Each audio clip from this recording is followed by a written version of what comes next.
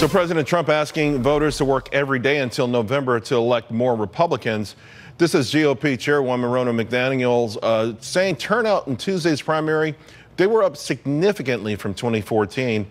Many were speaking of a blue wave. In fact, that was the whole thing all year long. Well, maybe it's time to start predicting a red wave. Katrina Pearson back with us to discuss. Katrina, those numbers are absolutely phenomenal. It was amazing. I think Ohio had a bigger turnout than Democrats, something that historically I don't think has ever happened before. Why all of a sudden are Republican primary voters so energized?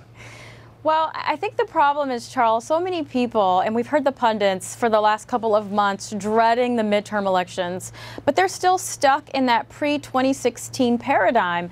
I don't think it's going to be a blue wave or a red wave. It's definitely going to be a Trump wave because people want to keep money coming into their pockets. They want to keep making America great again. And the big difference here is now that the president is out there, and as I said earlier, he's walking the talk, what are the Democrats really going to run on? They're just going to keep running on the same thing that has been failing them since Hillary Clinton? No, they can't attack the president. They're not going to be able to attack his accomplishments. The excitement and energy is behind President Trump and his success. Real quick, Katrina, the candidates that won, they're not establishment types, but they also weren't, such loose cannons that that they don't have a chance in the general election. I mean, it seems to me that the primary voters, the Republican primary voters, more or less have learned a lesson over the last few election cycles. Well, it's definitely, like I said before, it's definitely going to be a Trump wave, and people are not ignorant. We have social media now. A lot of voters are more informed than many of the politicians would like for them to be. And I do think the president can get out there and pull a lot of these people across the finish line in tough states. When we look at people like Joe Manchin, his popularity was really high, up to 80% in approval ratings, and now that's significantly dropped because people want more people that's going to get in office and back up the president to get his agenda through. Yeah, he made that point that don't let him campaign one way and then govern a different. That's Katrina, right. Have a great weekend. Thanks a lot. You too. Thanks, Charles. I want to bring in our panel now. Gail Trotter, attorney, and Adriana Cohen, Boston Herald radio host. Gail, it's been a while. I hope all is well. I want to ask you your thoughts on the potential red wave. Yes, great to be with you, Charles. And I think what we're seeing now is the possibility that the supposed blue wave could be overwhelmed by a red tsunami. And I think the name of the game in this situation is turnout. And when you have statistically close races, then turnout is the X factor that allows one side to triumph over the other. And we're looking at the numbers coming out of West Virginia and Indiana, and we're seeing that the turnout by the GOP was 61% over what it was in 2014. And on the Democratic side of the ledger, the turnout was only 14% over the numbers from 2014. So if we see from the Trump team more of this decisive action leading to win after win after win, I think things bode very well for the GOP. Adriana, it's all about the energy, though, right? It's all about, again, turnout. Everyone says turnout, turnout, turnout. There's always motivation by the party that's not in power to sort of get in there. So how does the GOP, how do they keep this going through November? Well, we can thank our president because the current administration has so much to be proud of that is truly resonating with voters. And we're seeing that reflected this past Tuesday, as Gail pointed out. There's been much higher voter turnout.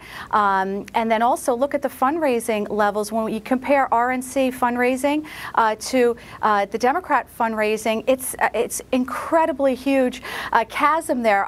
Republicans right now have $50 million cash on hand after Q1, whereas Democrats have literally, they're bankrupt. They're $6 million in debt. So Democrats are not only bankrupt financially, they're bankrupt in ideas. Because if their party, their voters, were enthusiastic about voting Democrat, come the midterms, they'd be voting with their wallet, which they're not. So I think, we got to follow the money, and the money all leads towards, as Gail put it, a red tsunami come November. Gail, it will be interesting to see if grievance politics, politics of envy and division can work, if that would be enough, if people are making more, keeping more, seeing the value of their homes go up, and just overall feeling this sort of optimism. Even today, we got another consumer sentiment number out. It's one of the biggest numbers we've seen in 14 years.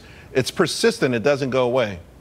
That's right, and kitchen table politics are so important. People want to be able to make choices with the income that they receive and the ability to have a lower jobless rate and to have more opportunities for all Americans. The rhetoric of this president and the GOP matches the results that they're getting for the American people, and this is going to be something that the GOP will be able to capitalize on going into the midterm elections. Adriana, the folks that ran this time around, almost all of them embraced President Trump. This is something we not necessarily have seen in the Republican Party up until this point.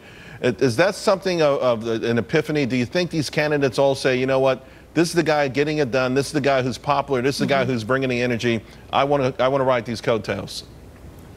Absolutely. I think that's really telling, and Democrats should really be looking at that, because not one Republican who won was a Trump critic. So that shows you just how popular a president is. And even just today, Rasmussen polls came out, President Trump's approval ratings at 50%. And that's going to continue to grow with our economy booming, all the incredible successes he's had managing our foreign policy. Now he's combating, expensive drug prices. He's going to bring drug prices down for our seniors, which is so important. So our president is off and running. He's doing a great job, and it's resonating with voters. Polls are showing that, and the money is coming into the DNC well above its Democrat counterpoints. So again, I think that if people think we're going to have a blue wave in November, ask yourself, how did that turn out last time around? I was going to hashtag red wave, but I'm going to borrow Gail's red tsunami instead. Ladies, thank you very much. Have a great Mother's Day, and we'll see you again real soon. Thank you. Great to be with you, All right. Charles. Hey, coming up, President Trump